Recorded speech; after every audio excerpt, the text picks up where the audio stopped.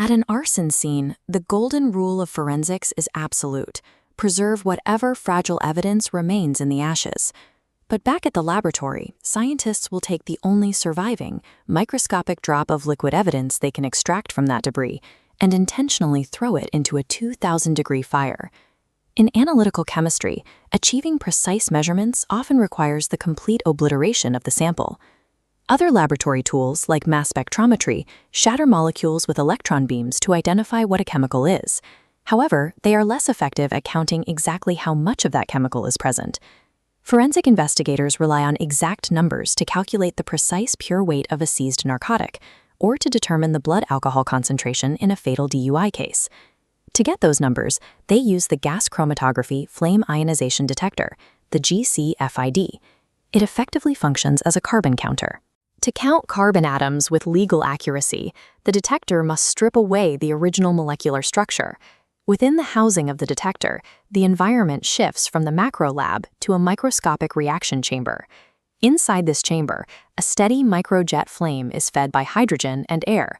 On its own, a pure hydrogen-air flame is chemically quiet, producing almost no electrical ions. It acts as a blank canvas, waiting for specific molecules from the carrier gas tube below.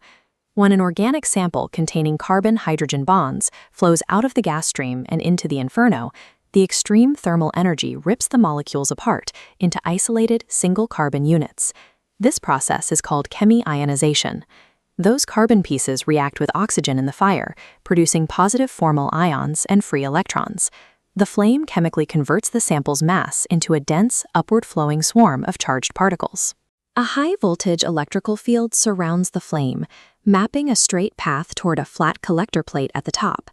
That field pulls positive ions directly out of the fire and into the collector electrode. As millions of microscopic impacts strike the plate, they generate a measurable electrical current, plotting a sharp peak on a chromatogram graph. Because these impacts correspond to the carbon entering the flame, the area reveals the exact chemical concentration. The accuracy of the detector relies on its selective blindness. Water, carbon dioxide, and ambient air generate absolutely zero electrical reaction. Because these substances lack carbon-hydrogen bonds, they cannot undergo the chemi-ionization process. They pass through the 2,000-degree flame invisibly, leaving the electrical signal flat. This inability to see background noise allows investigators to isolate specific target variables from messy real-world forensic samples. This precision makes the FID the global legal standard for blood alcohol concentration testing in DUI cases. Human blood is a complex, watery matrix, but by ignoring the water entirely, the detector can accurately isolate and measure only the volatile ethanol. The machine also operates across a linear dynamic range spanning 6 orders of magnitude, measuring nanogram traces and high concentrations simultaneously. This wide range allows arson investigators to read the distinct fingerprints of petroleum accelerants buried deep inside chaotic fire debris. Whether pulling a signal from blood or isolating fuel from ash, the FID provides an irrefutable mathematical truth, precisely because of what it chooses to ignore. This is an entirely destructive chemical detector. Once the sample hits the flame, it is oxidized into carbon dioxide and water.